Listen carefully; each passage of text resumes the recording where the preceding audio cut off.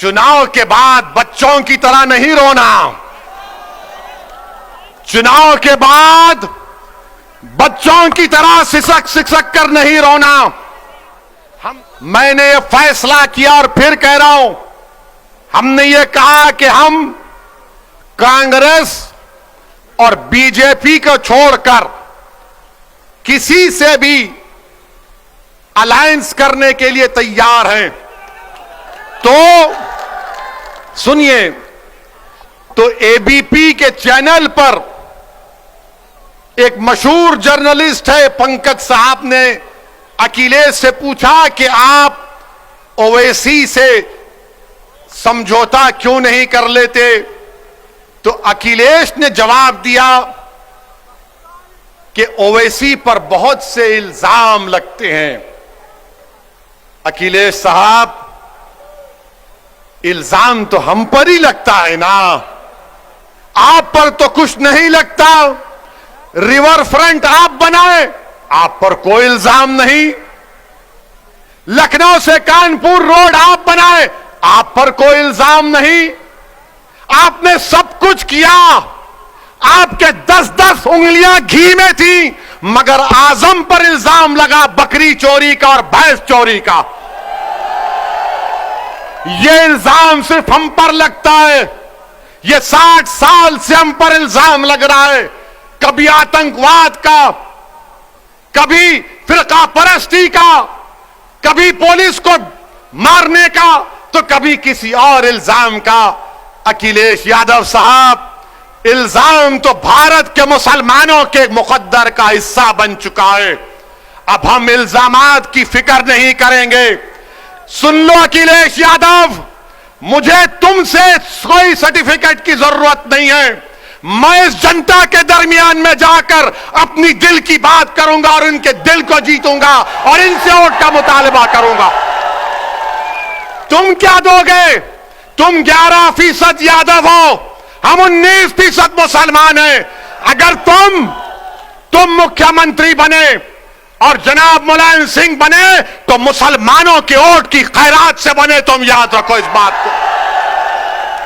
हम पर इल्जाम, अरे हमारे पे कुछ इल्जाम लगा, हमारी तारीख गवाह है, हमारी नबी की सीरत की किताबें पुकार पुकार कर कह रही हैं कि जिस पर इल्जाम लगता है अल्लाह उसको कामयाब करता और करेगा इंशाअल्लाह ताला।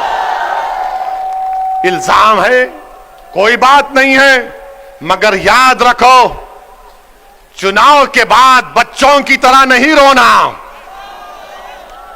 चुनाव के बाद बच्चों की तरह सिसक सिसक कर नहीं रोना।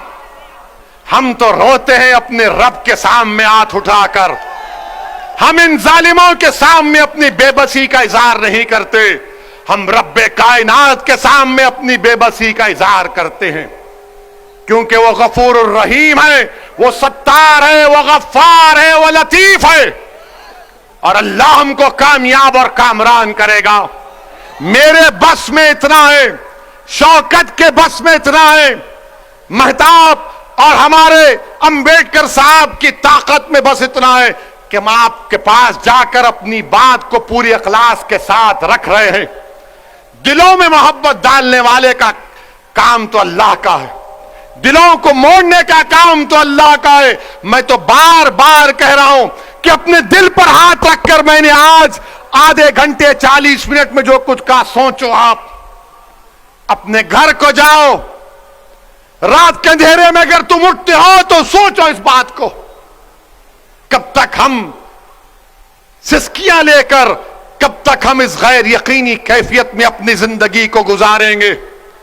भारत की जमहूरियत, अंबेडकर का बना हुआ संविधान हमको इस बात की इजाजत देता है कि हम सियासत में अपने नेता को अपनी हिस्सेदारी की बात करें, हिस्सेदारी के हिस्सा लें और अपनी क़यादत को, सियासी लीडरशिप को बनाएं।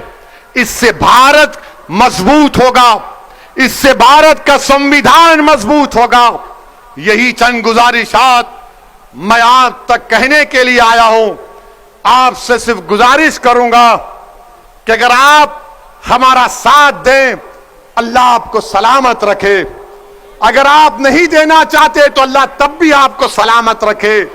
मगर मेरी इस बात को याद रखो, मेरी इस बात को याद रखो कि कहीं 60 साल के बाद कोई एक और दीवाना आकर मेरी ही जबान में इन आने वाले बच्चों से ना कह दे जो कल बूढ़े हो जाएंगे कि तुमको तुम्हारा हिस्सा नहीं मिला।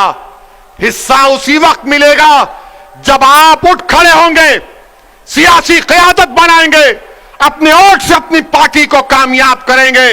जिस तरह ठाकुरों ने योगी को मान लिया, जिस तरह पिछड़ा वर्ग ने मोदी को अपना लिया, जिस तरह दलितों ने आज बहन जी और चंद्रशेखर आजाद को अपना नेता मानते हैं। आओ मुसलमानों, तुम मुझे नहीं तो खुद नेता बन जाओ। मैं तुम्हारे साथ ठहरने के लिए तैयार हूं। अस्सलाम वालेकुम व रहमतुल्लाहि व बरकातुहू।